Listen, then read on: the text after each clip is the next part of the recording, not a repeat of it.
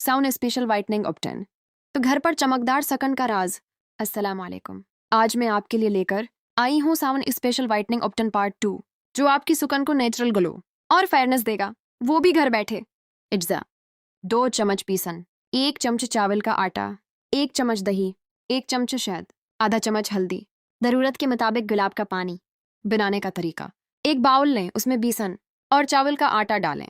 अब उसमें दही, शहद और हल्दी शामिल करें। आखिर में गुलाब का पानी डाल कर उसे एक स्मूथ पेस्ट बना लें। इस्तेमाल का तरीका: चेहरा अच्छी तरह वॉश करें।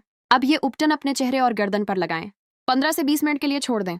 हल्के हाथ से मसाज करते हुए नीम गर्म पानी से धो लें। नतीजा सिर्फ 7 दिन में आपको नजर आएगा। स्किन ब्राइट, दाग धब्बे कम, नेचुरल ग्लो। चप हफ्ते में 3 बार इस्तेमाल करें और सिन स्क्रीन लाजमी लगाएं। साउंड में अपनी सुकन को दें नेचुरल ग्लो। घर पर बनाएं ये आसान वाइटनिंग उपटन और देखें जादू। ubtan challenge, skin glow, homemade beauty, Sawan special और नेचुरल ग्लो। बिंत्राव नेचुरल टिप्स।